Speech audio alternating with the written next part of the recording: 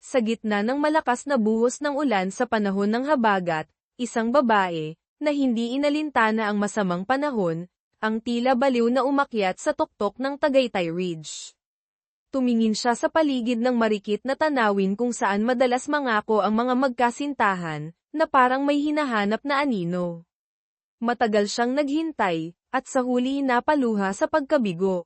Nagising si Ana. Nitong mga huling araw, palagi niyang napapanaginipan ang kakaibang panaginip na ito, na labis niyang ikinaiinis.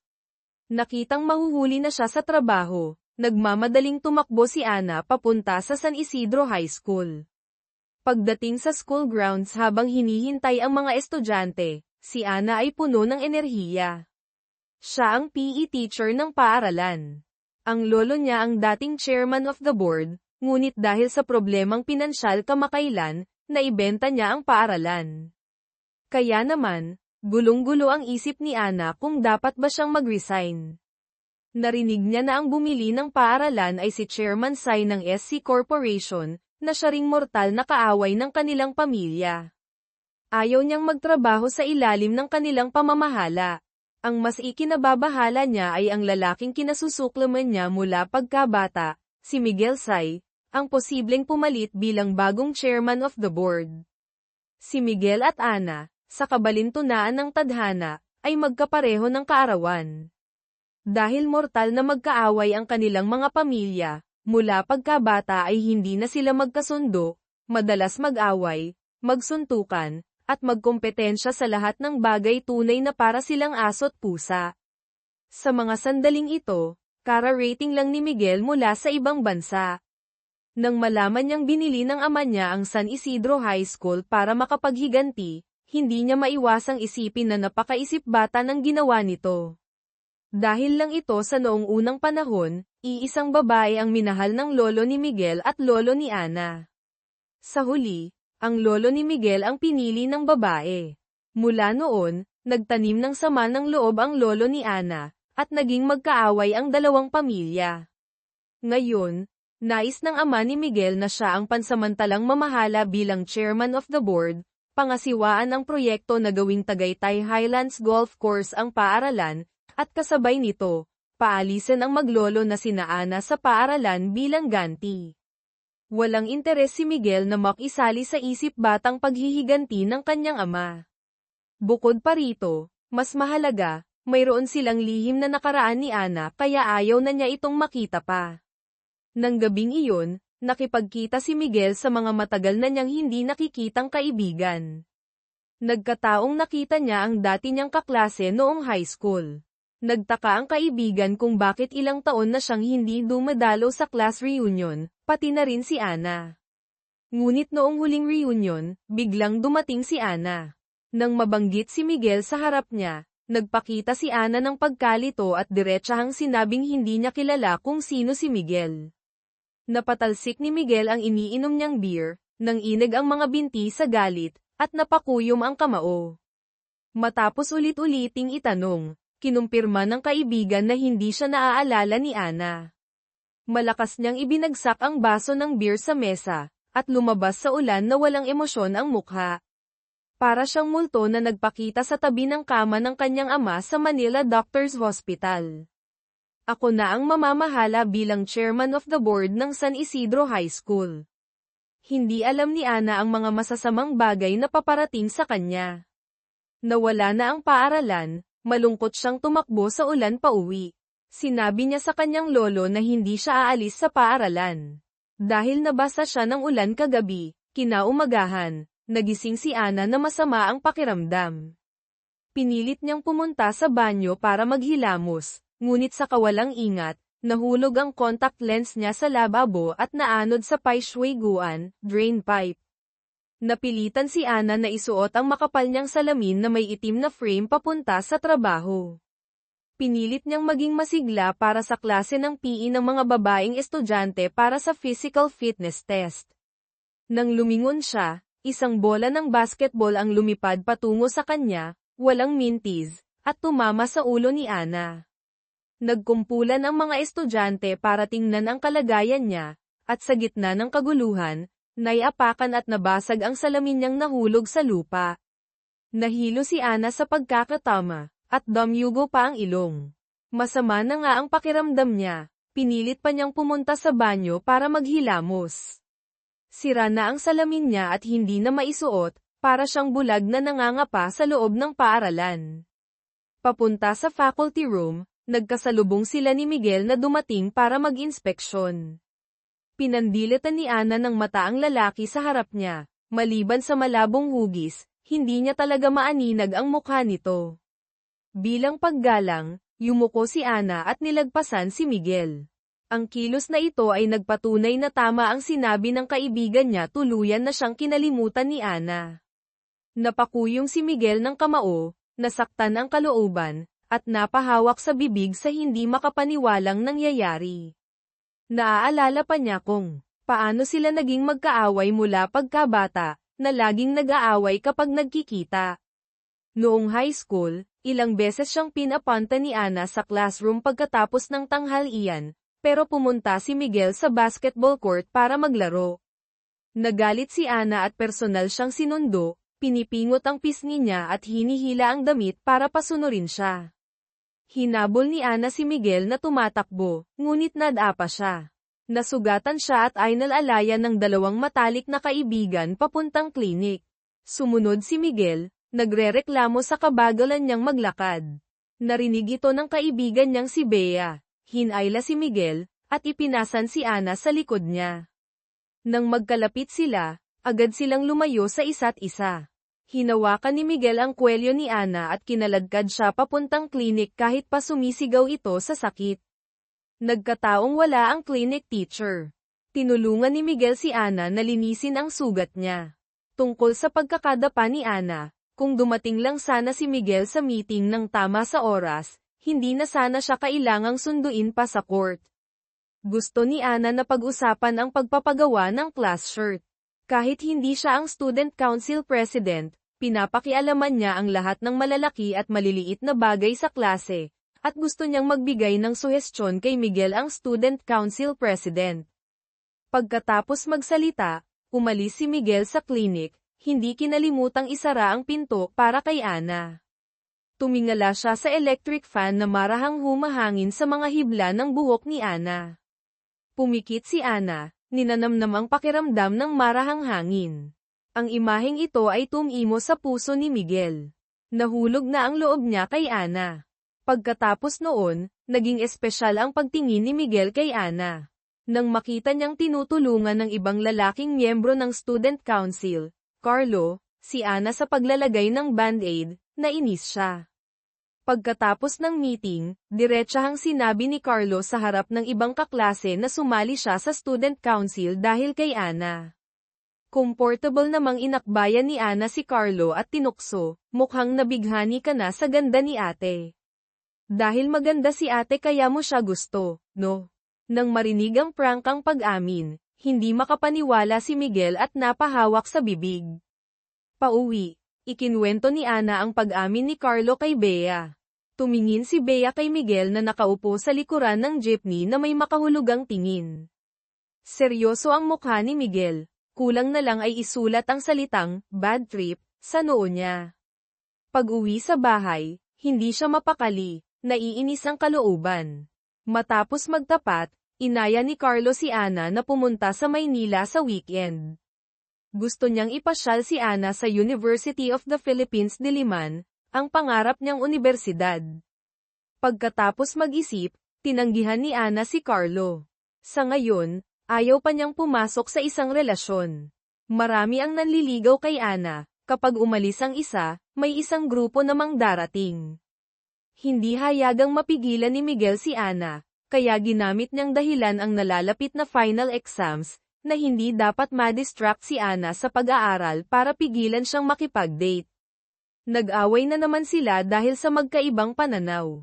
Ininsulto ni Ana si Miguel, ang pang-anim sa buong batch, na dapat sarili muna niya ang alalahanin, hindi na kailangang mag-alala para sa kanya, ang nangunguna sa batch. Nag-alab ang diwa ng kompetisyon ni Miguel. Nakipagpustahan siya kay Ana, sa final exams na ito, kailangan niyang malampasan si Ana. Kung matalo siya, tatawagin niyang, ate, si Ana. Kapag nanalo ako, makikipag-date ka sa akin. Mas gugustuhin pa ni Ana na magpakalbo at magmongha kaysa makipag-date kay Miguel. Kaya lalo siyang nagsipag mag-aral sa library, muntik nang makatulog. Si Miguel naman ay hindi nagpatalo, nagbabasa siya kahit saan, kahit kailan. Minsan, sa sobrang pagod, nakatulog siya sa bus. Isang iglap lang, oras na para ilabas ang resulta. Gaya ng inaasahan, si Ana na naman ang nanguna, habang si Miguel ang pangalawa. Pagkatapos ng klase, galit na hinayla ni Miguel si Ana pababa ng sasakyan at dinala sa maliit na parke. Hinawakan niya ang nanginginig na kamay ni Ana, tila may gustong sabihin. Biglang natapos ang alaala. Pagkatapos mag-inspeksyon, aalis na sana si Miguel sa paaralan. Naalala niya ang trato ni Ana sa kanya. Sadya siyang pumunta sa faculty room para tingnan kung talagang hindi siya naaalala ni Ana. Sa mga sandaling iyon, masama ang pakiramdam ni Ana, nakayukyok siya sa mesa at nakatulog. Napanaginipan niya na naman ang katulad na panaginip, sa isang maulang gabi, pumunta siya sa Tagaytay para maghintay. Si Miguel, na laging nasa isip niya, ay sa wakas nagpakita. Hahawakan na sana niya ang mukha nito nang tawagin siya ng katrabaho. Nag-angat ng ulo si Ana, nakita ang matangkad na lalaki sa tabi niya. Inilahad ni Miguel ang kamay para bumati. Lutang pa rin sa panaginip si Ana, walang kamalay-malay na hinawakan ang mukha ni Miguel, at malakas itong pinisil. Tinanggal ni Miguel ang kamay niya, nasaktan sa pagkapisil, at mabilis na tinawag si Ana para magising.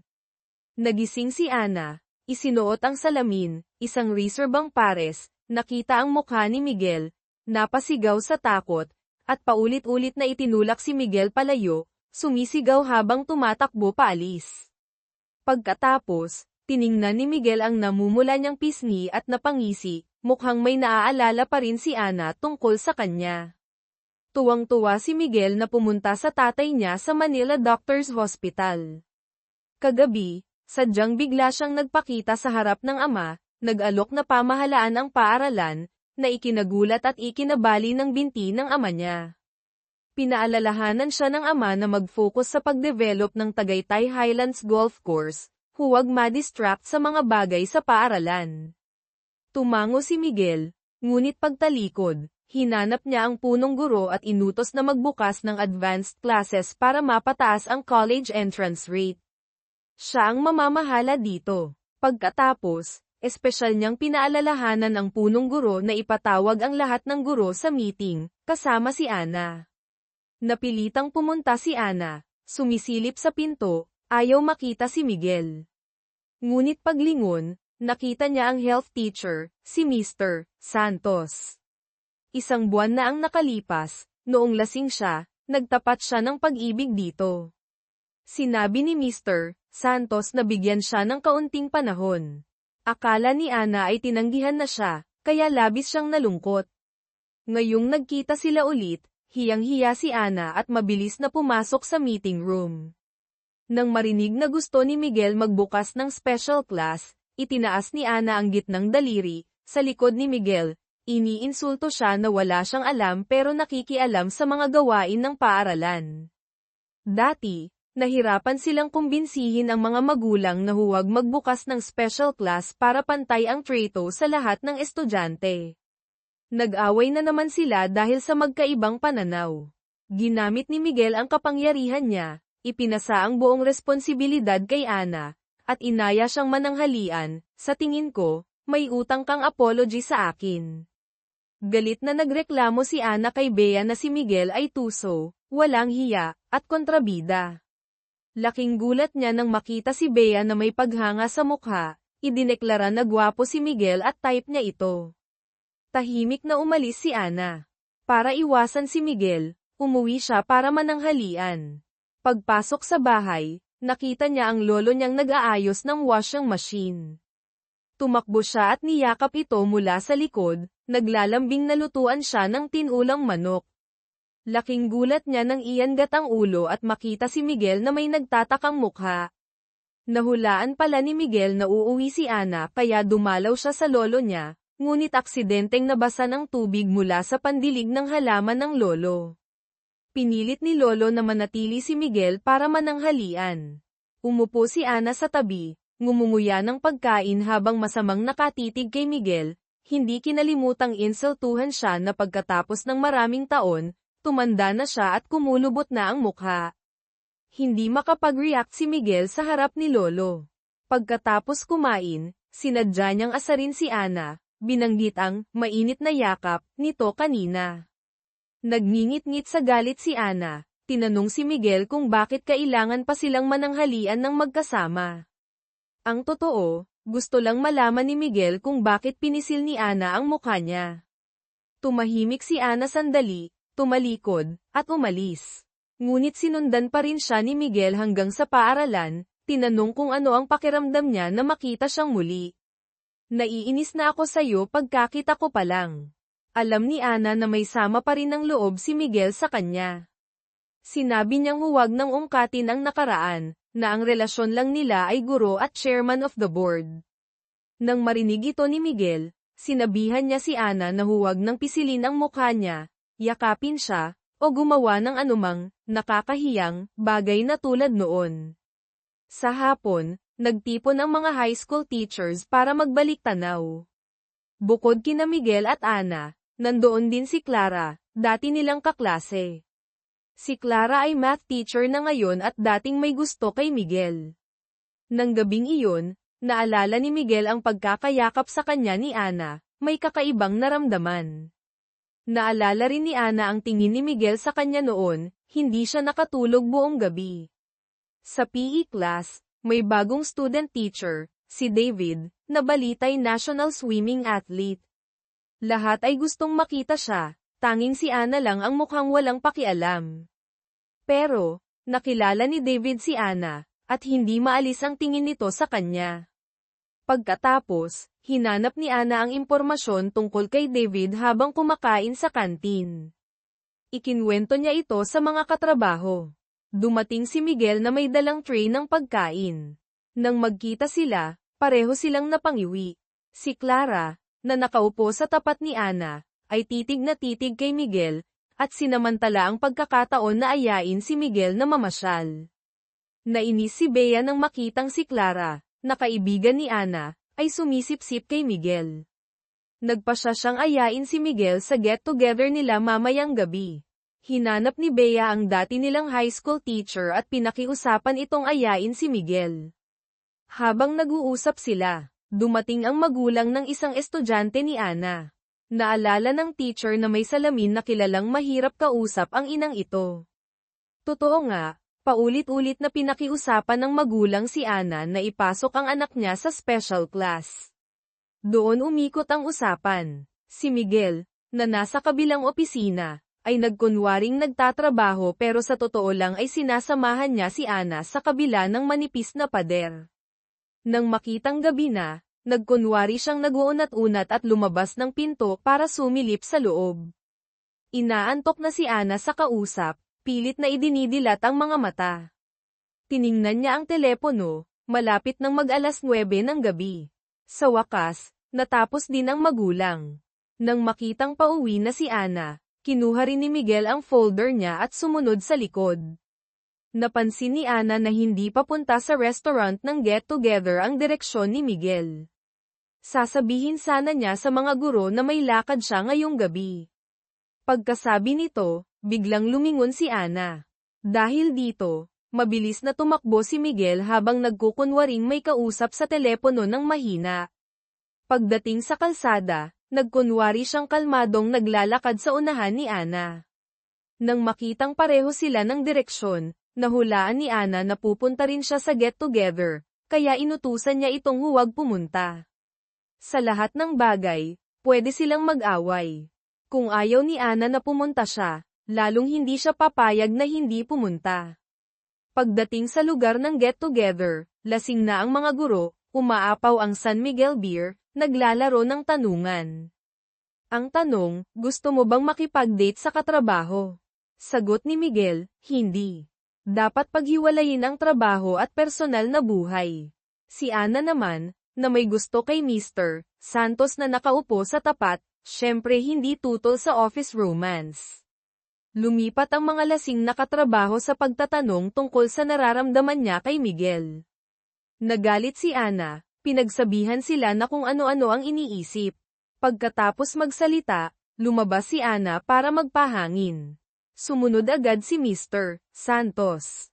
Sinundan ng tingin ni Miguel ang dalawang papalayong anino. Pumunta sina Ana at Mr. Santos sa isang maliit na eskinita, kung saan nagkataong naninigarilyo si Miguel.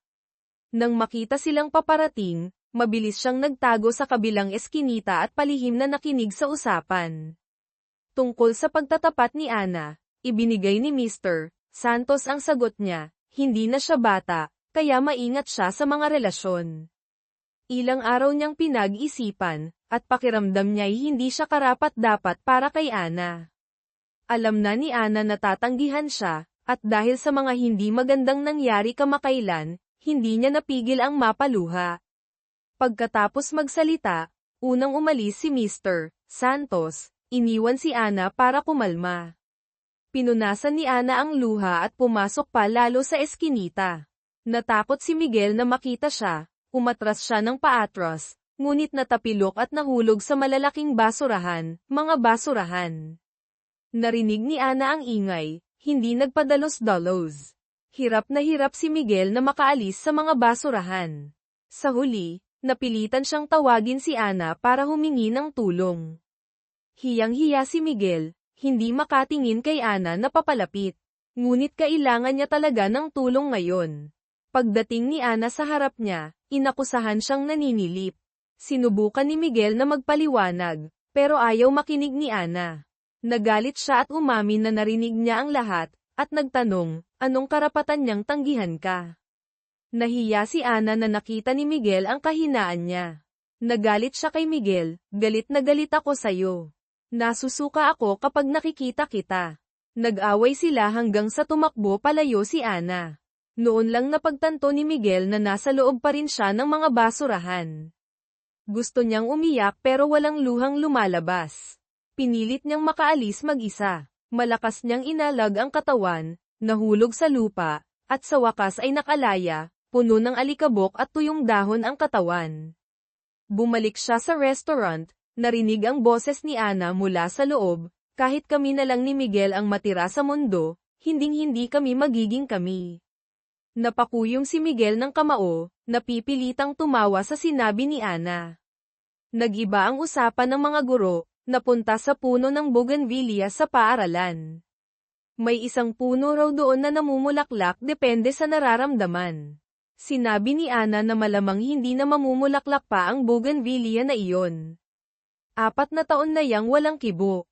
Sadyang kontra na naman si Miguel sa kanya, buong kumpiyansang iginiit na mamumulaklak ang bougainvillea na iyon. Naulit na naman ang eksena. Nagpustahan sila kung mamumulaklak ang puno. Kapag hindi yan namulaklak, magre-resign ako bilang chairman of the board. Ganti ni Ana. At kapag namulaklak, may kumpiyansang ngumiti si Miguel. Makipag-date ka sa akin. Noong taon ding iyon, nagpustahan din sila gamit ang final exams. Sa huli, nanalo si Ana.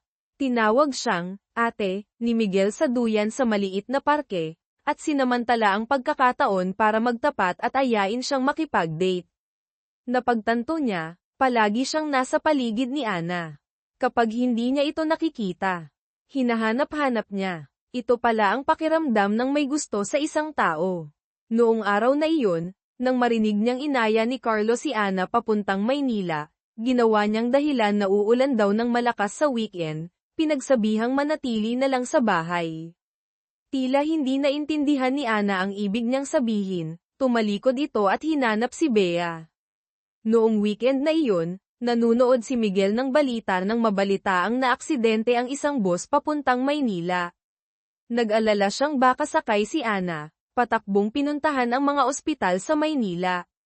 Sa huli, nakita niya si Carlo na ginagamot at nalamang dahil malapit na ang finals, palaging nasa library si Ana para mag-review.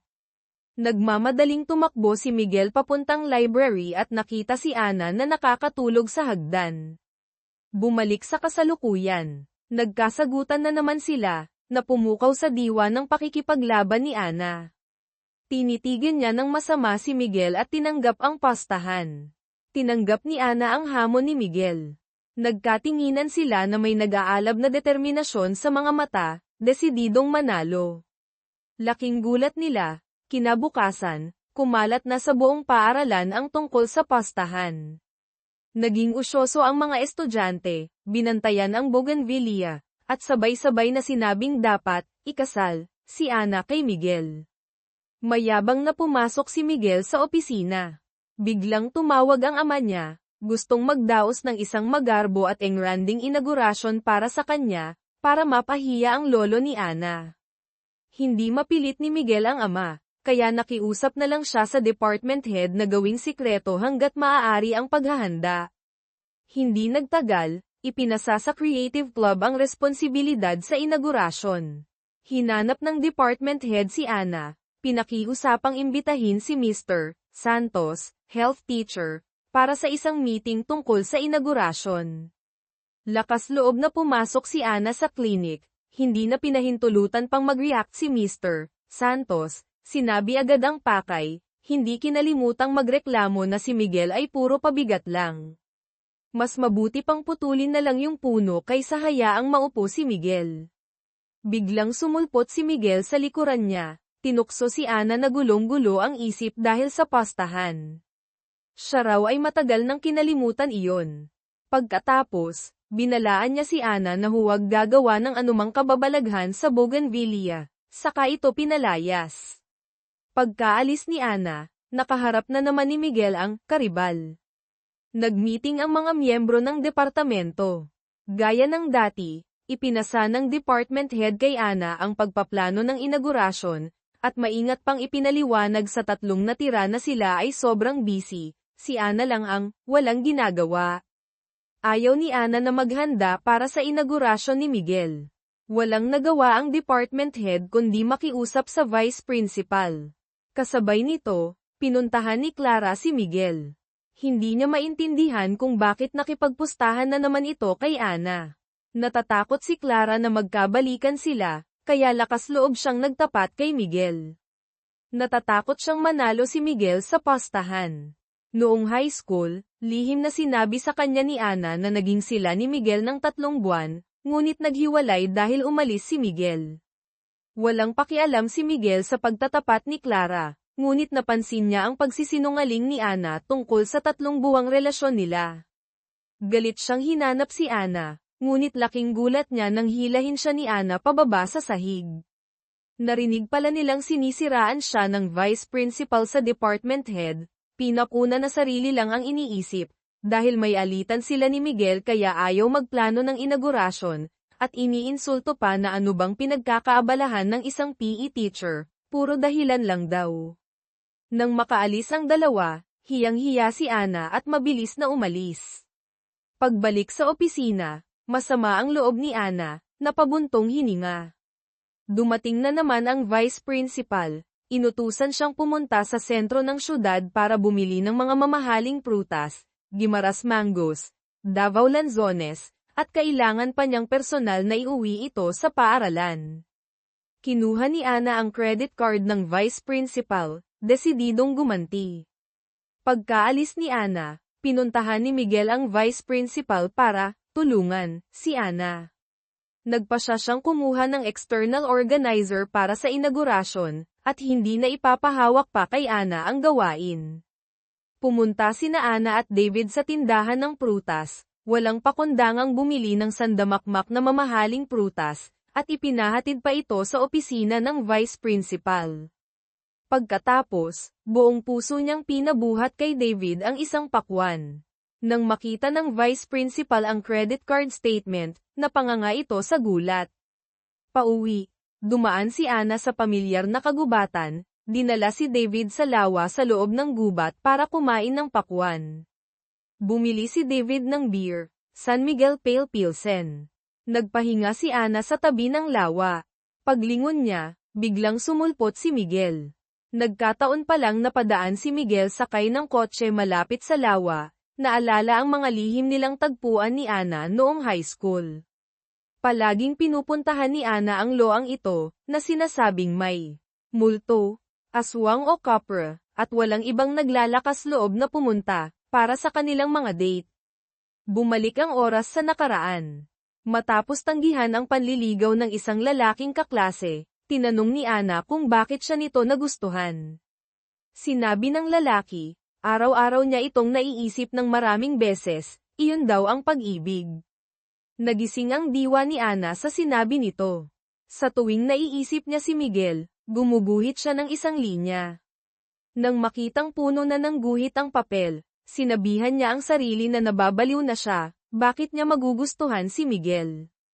Pagkatapos, nang harapin ang pagtatapat ni Miguel sa duyan, naintindihan na ni Ana ang nararamdaman niya, at pumayag na makipag-date dito.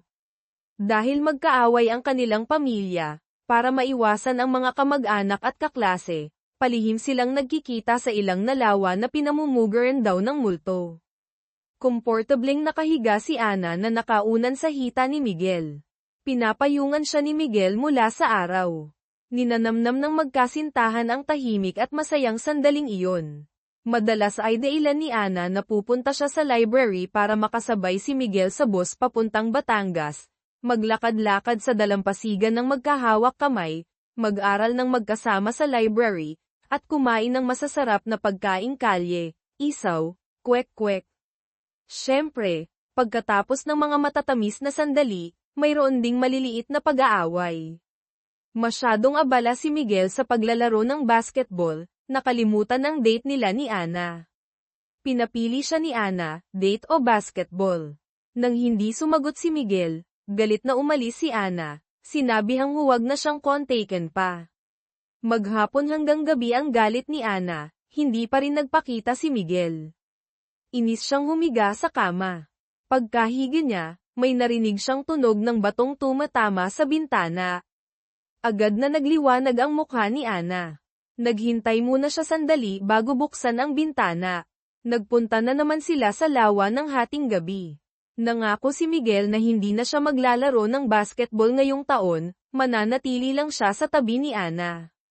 Kasabay nito, sinabi niyang hindi rin tumupad si Ana sa usapan, malinaw na sinabi niyang kapag 3 bato na ang naibato niya, bubuksan na ni Ana ang bintana, pero mahigit 7 bato na ang naibato niya ngayong gabi. Inilahad ni Miguel ang kanyang hinliliit para makipag-pinky promise kay Ana, na simula ngayon, pareho na nilang tutuparin ang mga pangako. Sa malamlam na liwanag ng gabi, tinitigan ni Miguel si Ana, hindi napigil ang lumapit. Sa mahalagang sandali, hindi napigil ang humalakhak ni Ana. Wala nang pakialam si Miguel, kusa niyang hinalikan si Ana, natupad ang kanilang unang halik. Kinabukasan, nagpiknik ang barkada. Si Miguel, na naatasang magdala ng instant noodles, instant pansit canton, ay kimchi, o baka dapat ibang bagay, tulad ng maling soft drinks o chichirya, ang nadala. Nagpresenta si Ana na bumili sa kalapit na supermarket. Napansin ni Bea na nagde-date na ang dalawa, tinapak si Miguel sa balikat at sinenyasang sumama. Sumunod si Miguel sa kanyang girlfriend.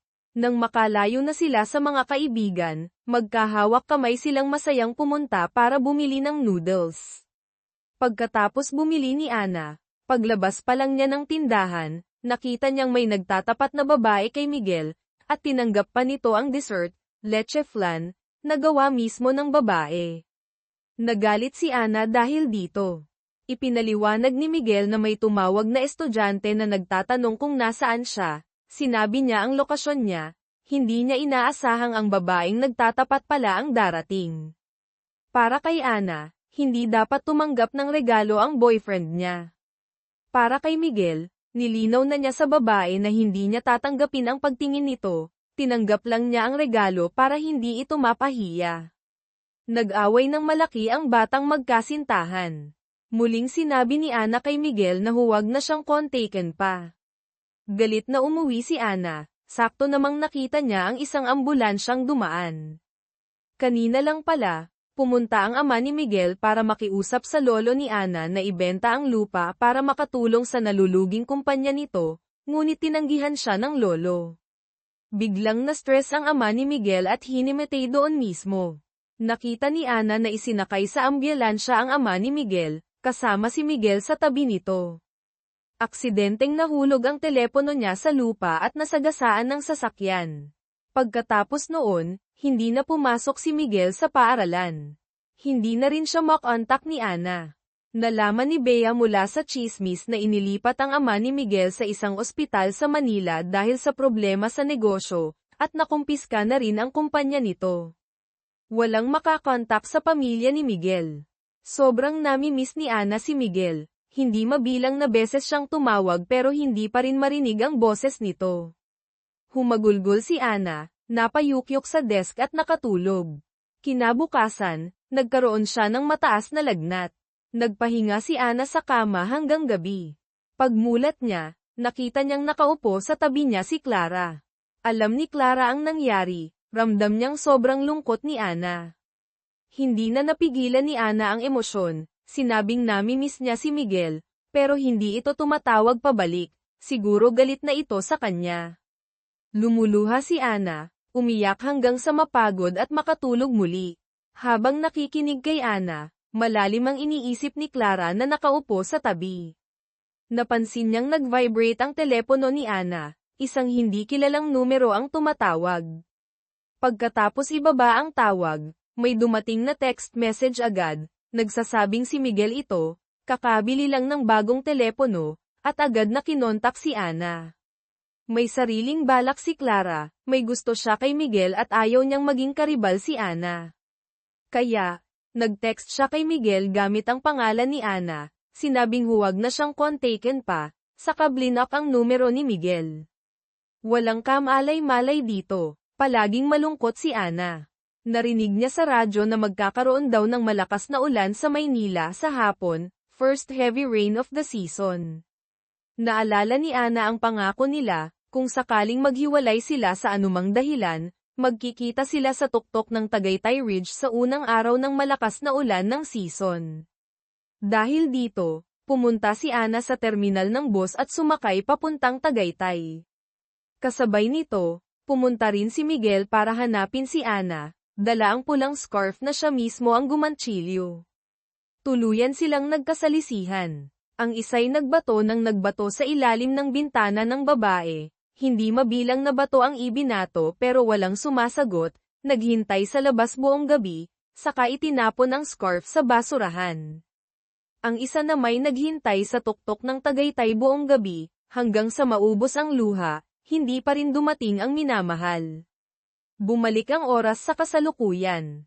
Nagkita silang muli sa tabi ng lawa, dala ang mga hindi pagkakaunawaan ng nakaraan, hindi maiiwasan ang pagtatalo. Galit na umalis si Miguel. Ngunit nang madulas si Ana at mahulog sa lawa, agad siyang sumugod, walang sabi-sabi, tumalon sa tubig. Si David, na may bilis ng 100 metro sprint, ay tumalon din. Mabuti na lang at hindi malalim ang tubig. Pareho silang naging basang sisiw. Pagkatapos, nagmatigas pa si Miguel, sinabing nadulas lang din siya. Marahil dahil sa ginawa ni Miguel, kusang nag-alok si Ana na siya na ang mamahala sa organisasyon ng inaugurasyon niya.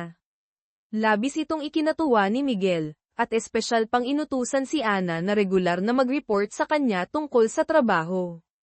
Araw at gabi si Ana naghahanda ng plano para sa seremonya, ngunit ilang bersyon na ang nagawa niya, hindi pa rin kontento si Miguel, na parang sadya siyang pinahihirapan. Gumawa siya ng iba't ibang dahilan para ipaulit ito. Nagngingit-ngit sa galit si Ana pero nagtiis na lang. Si Miguel naman ay tuwang-tuwa sa loob-loob, at lalo pang umabuso. Inutusan niya si Ana na samahan siyang mag-inspeksyon sa gymnasium kung saan gaganapin sana ang inaugurasyon. Nang makitang luma na ang bubong at may tumutulo, inutusan niya si Ana na kumuha ng hagdan. Kusang tumulong si David kay Ana. Nakita ni Miguel na nagkatinginan sila, nagseselos siya. Hindi nagtagal, dumating sina David at Bea dala ang hagdan para tumulong. Kumpiyansang umakyat si Miguel sa hagdan, muntik nang mahulog. Mabuti na lang at nahawakan ni Ana ang hagdan. Nakita ni Bea ang eksena, Nag-imagine ng isang romantikong eksena na parang K-drama, sinalo ni Ana si Miguel na nahuhulog, nagkatitigan sila, may kislap ng pag-ibig. Inirapan ni Ana ang kaibigang mahilig sa romance, sinabing sa ganitong sitwasyon, siguradong iiwas ang bida. Kung hindi, pareho silang masasaktan, wala ng oras para sa pagmomoment. Hindi inaasahan, pagkatapos lang noon, isang estudyante ang aksidenteng nakatama ng bola ng basketball sa hagdan. Nawalan ng balanse si Miguel at nahulog. Nang makita si Ana, sinubukan pa niyang umikot para yakapin ito at bumagsak sila sa gym mat. Gaya ng sinabi ni Bea, nagkatitigan sila, nahihiyang mabilis na umiwas ng tingin. Maghapon silang abala, nagutom si David. Inaya siya ni Ana na kumain sa bahay nila. Gusto ring sumama ni Miguel pero tinanggihan siya ng harapan. Nagalit siya, hinawakan ang nabaling tadyang, sprained waist, pumunta sa harap ng bougainvillea. In-imagine itong namumulaklak, saka binuhusan ng isang bote ng mineral water ang puno, at umalis ng may dalawang isip. Kasabay nito, pumunta si David sa bahay ni Ana, ipinakita ang galing sa pagluluto. Hindi lang masarap na sinigang na baboy ang niluto niya, pinasaya pa niya si Lolo. Nagtawagan silang, bro, masayang nagkwentuhan. Lumipas ang oras, dumilim na. Hinatid ni Ana si David sa terminal para sa huling biyahe ng bus. Habang naghihintay ng bus, tinanong ni Ana kung hindi ba mahirap para sa kanya na malayo ang bahay at araw-araw na bumiyahe. Gusto ni David magtrabaho sa paaralan na iyon, kahit may mga mahihirap na gawain, handa siyang gawin ito nang walang pagod. Patunay iyon na mahal niya talaga ang trabaho. Ang sinabi ni David ay nagpaalala kay Ana ng ilang bagay. Bigla niyang napagtanto kung sino ang kaharap niya. Naalala ni Ana ang madilim na panahon, kaka-graduate lang niya pero maputi na ang buhok niya, humina na rin ang mata. Dahil lang ito sa noong nagsisimula pa lang siyang magtrabaho, tinulungan niya ang isang katrabaho na hinaras ng isang company representative, isinapubliko ang pangyayari. Laking gulat niya, para ma-promote, tinraidor siya ng katrabaho, sinabing walang ganoong nangyari. Natanggal si Ana sa trabaho at kinasuhan pa ng kumpanya. Bukod pa roon, kamakailan lang ay namatay ang mga magulang niya sa isang aksidente. Sa burol, ibinalita ng mga tabloid na ginamit daw ng ama ni Ana ang posisyon para mangurakot ng pera mula sa pondo ni Lolo. Matapos ang sunod-sunod na dagok, nawalan ng ganang mabuhay si Ana, pumunta sa rooftop ng ospital, Manila Doctors Hospital. Sa ospital ding iyon, si David, na kada rating lang bilang national athlete, ay kinailangang magretiro dahil sa injury, hindi na makakalangoy pa. Bagsak ang loob, umakyat din siya sa rooftop, sakto namang nakita niya si Ana na maputi ang buhok na nakatayo sa tabi. Sa pagmamadali, tinawag niya itong, Lola, na ikinagalit ni Ana at sinigawan siya. Nang makaupo na sila sa gilid ng rooftop, isang hakbang na lang mula sa kamatayan, unti-unting nawala ang pagnanais nilang mamatay. Nag-usap sila, ibinahagi ang kani-kanilang mga problema. Hindi na makakalangoy si David, si Ana naman ay nawalan ng mga magulang at nawalan ng kontak sa lalaking mahal niya. Ang kalungkutan ay lalong nagtulak sa kanila na tumalon. Uminom si David ng isang lata ng beer para lakasan ang loob. Pagkainom niya, nahilo siya at natumba paabante. Sakto namang may humila sa kanila mula sa likuran. Sabay silang nawalan ng malay. Ang nagligtas sa kanila ay si Miguel. Pagkamatay ng mga magulang ni Ana, pumunta siya sa pintuan ng kwarto nito sa ospital, tinitingnan siya, ngunit walang lakas ng loob na magpakita. Isang beses, nang makitang wala si Ana sa kwarto, hinanap niya ito kung saan-saan, at nakita silang dalawa na nakaupo sa gilid ng rooftop. Mabuti na lang at dumating siya sa tamang oras, nailigtas silang pareho. Bumalik ang oras sa kasalukuyan. Hinanap ni Lolo si David sa terminal, na-miss nito ang huling bus, kaya napilitang makitulog sa bahay ni Ana. Kinaumagahan, pinuntahan ni Miguel si Lolo ni Ana, nakiusap na dumalo ito sa inaugurasyon. Nagplano na ang ama ni Miguel na ipahiya si Lolo sa seremonya. Nang marinig ito, nagmamadaling pumunta si Miguel sa bahay ni Ana. Nagkataon namang nakita niya si David na pababa mula sa itaas, nakangiting bumabati ng magandang umaga. Naintindihan ni Miguel ang lahat, inisip na kung na-miss nito ang huling bus, dapat nag-taxi na lang ito pauwi. Pansamantalang pinigilan ni Miguel ang selos, pinayuhan ang ama na huwag nang magtanim ng galit kay lolo ni Ana. Nahulaan pa niya na kapag gumaling na ang paa ng ama niya, aagawin nito ang posisyon niya bilang chairman, siya mismo ang mamumuno para makapaghiganti. Habang iniisip kung paano haharapin ang problema sa ama, hindi niya makalimutan ang paglabas ni David sa bahay ni Ana. Habang nagjo-jogging, napagkakamalan niyang si David ang mga dumadaan. Sa paaralan, palihim niya itong tinitingnan. Habang nagtatrabaho, naghahalucinate siya, ibinato ang hawak na ballpen sa imaginary image ni David, bumubulong sa sarili, bakit hindi ka nag-taxi? Mabilis na lumipas ang panahon, dumating ang araw ng inaugurasyon. Ginamit ni Miguel na dahilan ang tumutulong bubong ng gymnasium, hindi raw ligtas, kaya inilipat ang venue sa maalikabok na school grounds. Pagkatapos, nagpadala si Miguel ng sasakyan para sunduin ang mga taga-baryo para manood ng mga bulaklak, namulaklak na ang bougainvillea, kumain ng masasarap na pagkain, merienda, at binigyan pa sila ng kaunting pera, balato. Ayon sa orihinal na plano, inimbitahan ng ama ni Miguel ang mga taga-baryo para ipahiya si Lolo sa harap ng lahat. Pagdating ng ama ni Miguel, dinala naman ni Miguel ang mga reporter, press, para kunan sila ng litrato. Kapag nailathala na sa dyaryo ang pagiging chairman niya, hindi na madaling maaga ng ama niya ang posisyon at lihim na makaganti kay Lolo ni Ana. Nakaayos na ang lahat, nagsimula na ang inaugurasyon. Una, nagbigay ng parangal ang vice principal sa mga estudyanteng may natatanging Chengji, academic achievement. Umihip ang hangin, tinangay ang tarpaulin at bumalat sa vice principal, na ikinatawa ng mga guro at estudyante. Sumunod ang masiglang pagtatanghal ng school band sa halip na boring na school hymn, tumugtog sila ng isang sikat na OPM rock song. Napahiya ang ama ni Miguel, habang si Miguel at si Lolo naman ay sumasabay sa tugtog. Pagkatapos ng musical performance, si Miguel na ang magsasalita. Sadyang pinatagal niya ang oras. Pagod na ang mga guro at estudyante sa ilalim ng araw. Pati ang tatay ni Miguel ay nagsisimula ng antukin. Nang matansya niyang sapat na ang oras, tinapos ni Miguel ang kanyang talumpati at inanunsyo na ang susunod ay ang kanyang ama na aakyat sa entablado. Nagsimulang magreklamo ang mga estudyante sa pagod. Napilitan ang ama ni Miguel na kumaway at ideklarang tapos na ang seremonya ng mas maaga. Sa ganitong paraan, matagumpay na napigilan ni Miguel ang kanyang ama na ipahiya si Lolo ni Ana. Sa gabi, nagkaroon ng salo-salo ang mga guro. Sa party, nag-usap sina Ana at David, nabanggit na matagal na pala silang magkakilala. Nakita ito ni Miguel, itinaas ang baso para ibahin ang usapan, at nakipagtagay sa lahat.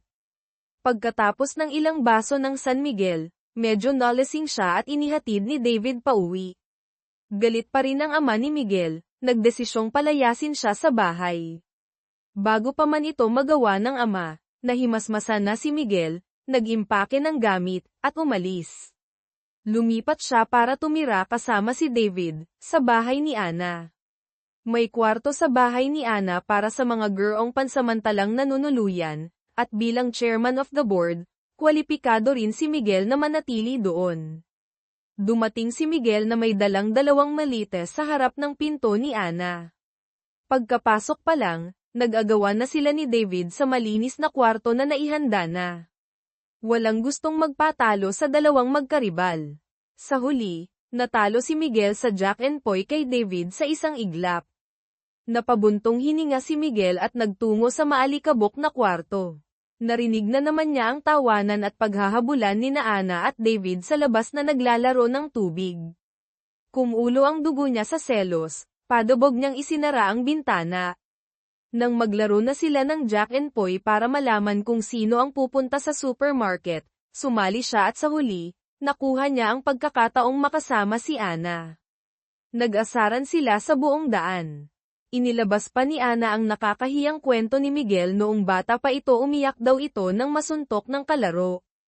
Kahit naiinis si Miguel, nang makita niyang nag-aalangan si Ana sa pagpili sa 2 kahon ng polvoron, kusa siyang lumapit. Sa tuwing nag-aalangan ka, palaging almond flavor ang pinipili mo. Alam na alam ni Miguel ang lahat ng gusto ni Ana.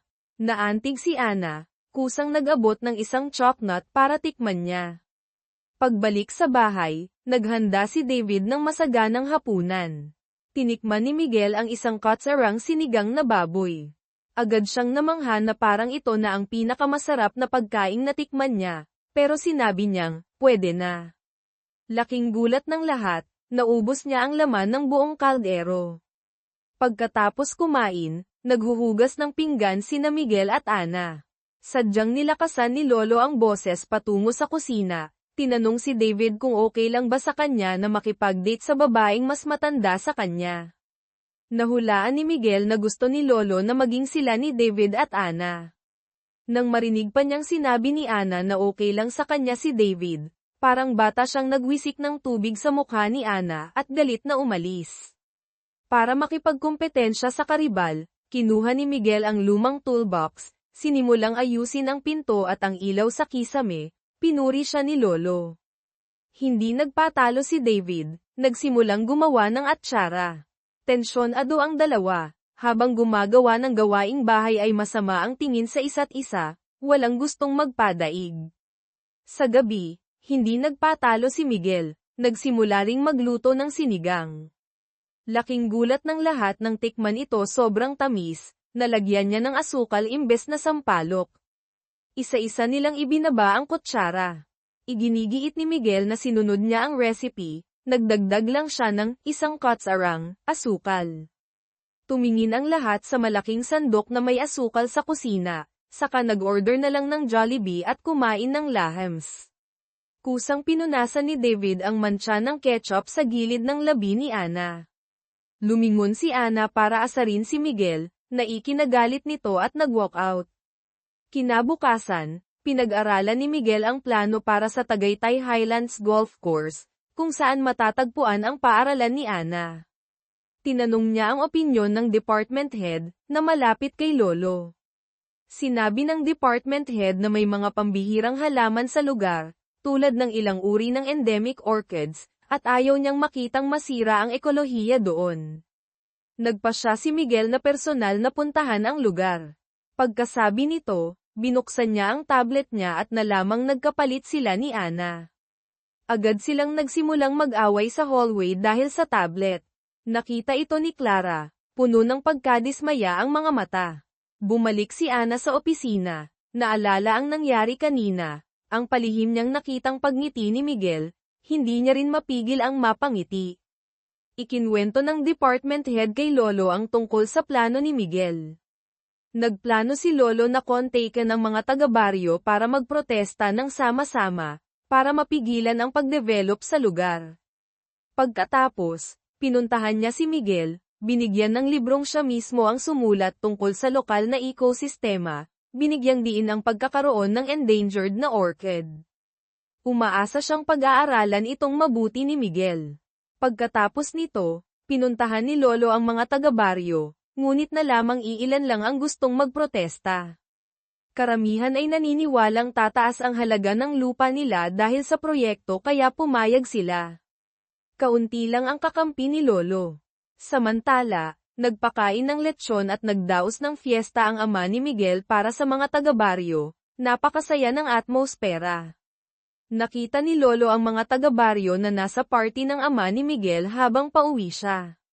Sumugod siya sa venue at pinagsisigawan ang mga taga-baryo, tinawag silang mga mukhang pera. Pinagtawanan naman siya ng ama ni Miguel, sinabing matagal na siyang talo. Akmang magagalit na si Lolo nang biglang sumugod si Ana para awatin siya. Ininsulto naman ng ama ni Miguel si Ana, na lumaki lang daw para maging isang ordinaryong guro. Nagalit si Lolo at sinugod ang ama ni Miguel.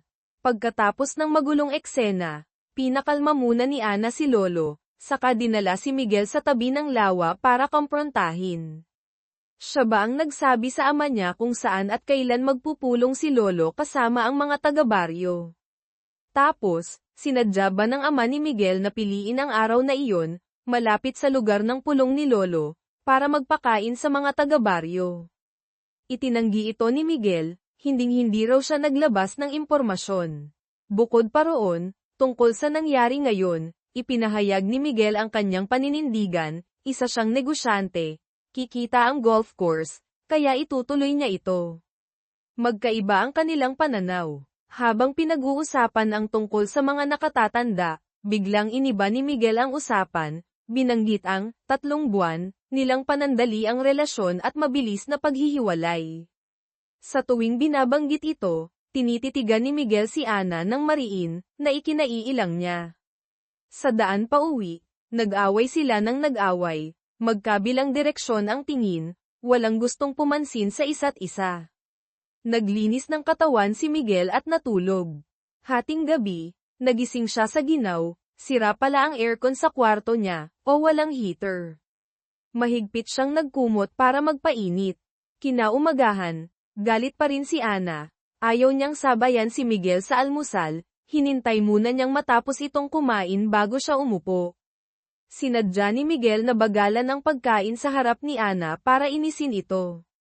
Nabuwisit si Ana, nagsumbong kay Clara na nag-away sila ni Miguel dahil sa isyu ni Lolo. Nang marinig na nag-aaway ang dalawa, halatang natuwa si Clara, hindi napigil ang mapangiti. Kahit nagrereklamo si Ana, batay sa pagkakakilala niya dati, naniniwala siyang hindi magsisinungaling si Miguel, hindi ito ang nagsiwalat ng plano ni Lolo sa ama nito. Patuloy namang nagsulsol si Clara, sinabing nagbabago ang tao, sino raw ba ang nakakaalam kung anong klaseng tao na si Miguel ngayon? Para mapalapit kay Miguel, nagmungkahi si Clara na uminom sila ng beer sa bahay ni Ana. Pagkapasok pa lang, humanap agad ng pagkakataon si Clara na pumasok sa kwarto ni Miguel, umupo sa kama nito. Nang makarinig ng ingay sa labas, mabilis siyang lumabas, pumunta sa sala na parang walang nangyari. Pagkatapos ng ilang baso ng beer, nalasing si Clara, sinimulang ireto si Ana kay David, tanong ng tanong kung ano ang nararamdaman ni David para kay Ana. Na-pressure si David, sa pagkalito ay napainom ng alak, o naparami, agad nalasing at namula ang mukha. Nakita ito ni Clara, sigurado siyang may gusto si David kay Ana. Bumalik si Miguel sa bahay, narinig ang boses ni Clara, umubo ng bahagya.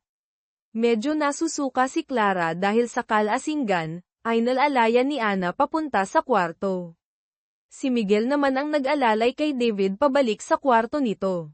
Lasing na natulog si Clara sa kama ni Ana. Hating gabi, nagising siya, tinanong si Ana kung nasaan ang bag niya, hindi raw siya pwedeng matulog doon. Inaantok pa si Ana pero bumangon para tulungan itong hanapin ang bag. Kasabay nito, lumabas si Miguel sa sala para kumuha ng tubig, napansin ang isang tali na nakabitin mula sa kisame. Hinailan niya ito, bumukas ang daanan papuntang atek. Umakyat si Miguel sa atek gamit ang hagdan, natagpuan ang isang maliit na kahon na naglalaman ng mga litrato nilang dalawa ni Ana noong high school. Nakabitin ang mga binti ni Miguel sa pasukan ng atek, nagulat ng husto sina Ana at Clara na naghahanap ng bag. Nang marinig ang sigaw, mabilis na ibinaba ni Miguel ang kahon. Napansin ni Ana ang kahon, lumapit para agawin ito, ngunit nadulas at nahulog sa sahig. Bago pa man bumagsak, aksidenteng nahawakan ng kamay niya ang pantalon ni Miguel. Mabuti na lang at dumating si David sa tamang oras, tinakpan ng kumot ang katawan ni Miguel. Hiyang-hiya si Miguel, hawak ang kumot na pantakip sa katawan, umusad ng patagilid na parang alimango pabalik sa kwarto. Kinabukasan, ipinakita ni Miguel ang itinagong litrato kay Ana, tinanong kung bakit niya pa ito itinago. Ipinaliwanag ni Ana na nakalimutan lang niyang itapon, wala itong ibang ibig sabihin. Pagkasabi nito, kinumo niya ang mga litrato at itinapon. Pero ang totoo, hindi ito ang nasa puso ni Ana.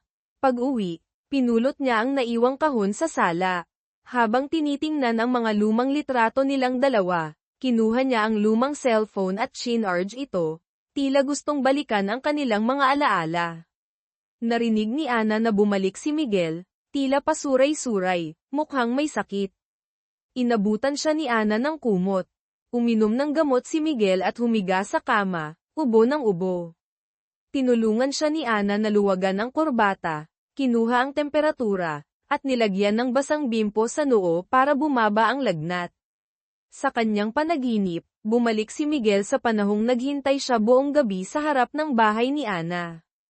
Ngunit iba ang eksena sa panaginip, hinintay niya ang babaeng mahal niya. Tumakbo si Ana papalapit sa kanya. Ang mga bougainvillea sa daan ay sabay-sabay na namulaklak.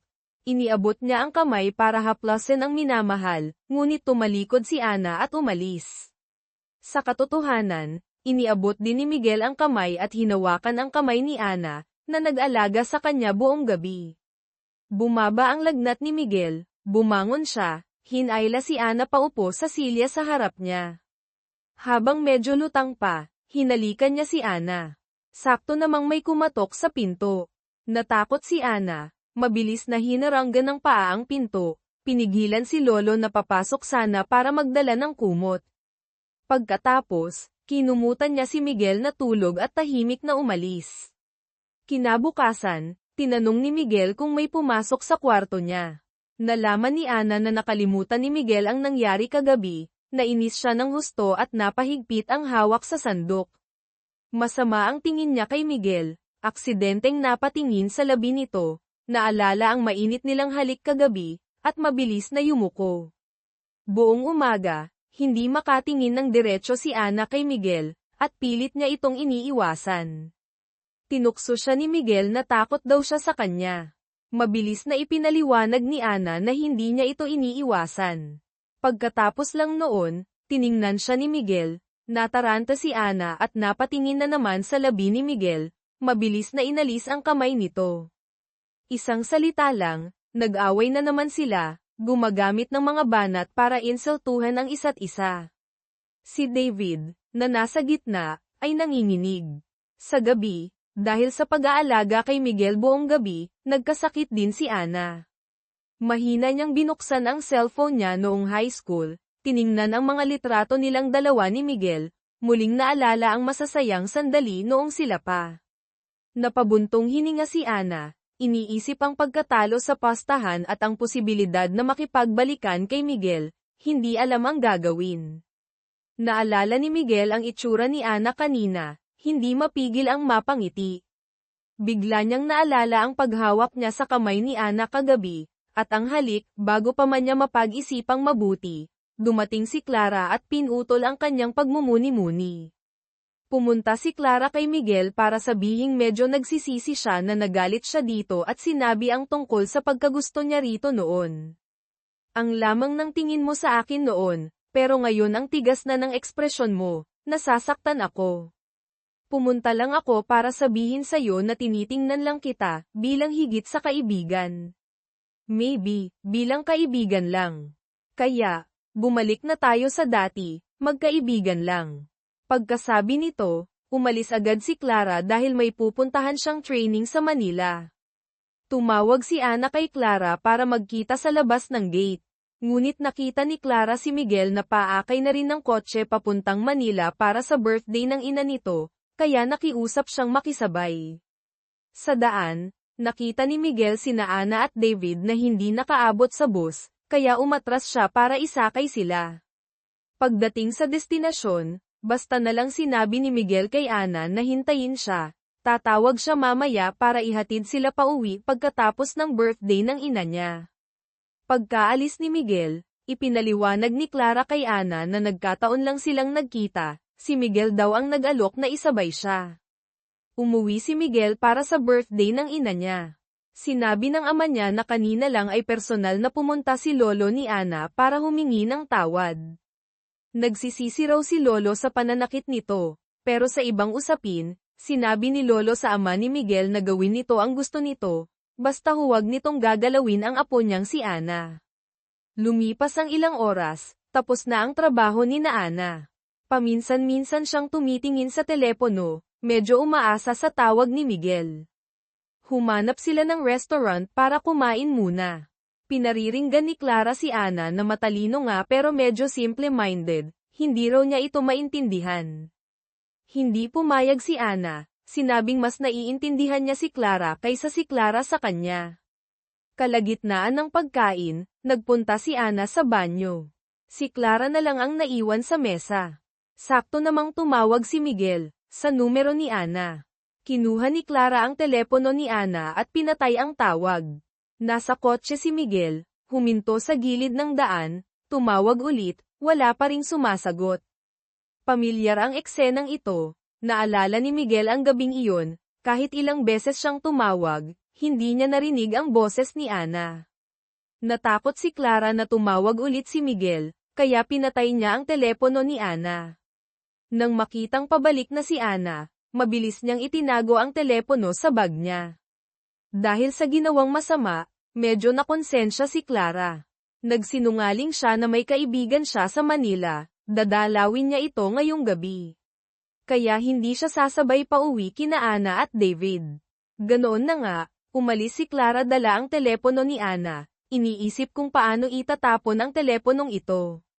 Hindi matawagan si Ana, gustong kontakin ni Miguel si David. Akmang ay dadial na niya ang numero ng makaramdam ng konting sama ng pakiramdam, uminom siya ng gamot na dala niya, at hindi na itinuloy ang pagtawag kay David. Umalis na si Clara, sina Ana at David na lang ang naiwan. Nagmungkahi si David na magstay sila ng mas matagal, mag-ikot-ikot sa Manila. Kumain sila ng street food, isaw, fishball, nakinig sa magandang musika, sabay na naalala ang unang pagkikita nila sa ospital. Naramdaman ni Ana na mapalad siya dahil si David na dating desperado ay naging malumanay at maalaga na ngayon. Ang maalagang si David ay sinamantala ang pagkakataon para magtapat, tinanong kung pwede niya bang magustuhan si Ana. Pagkatapos ng paghihiwalay nila sa ospital, hindi niya madalas maalala si Ana, nakipag-date na rin siya sa iba. Ngunit sa muling pagkikita nila, napagtanto niyang palagi pa rin palang nasa puso niya si Ana.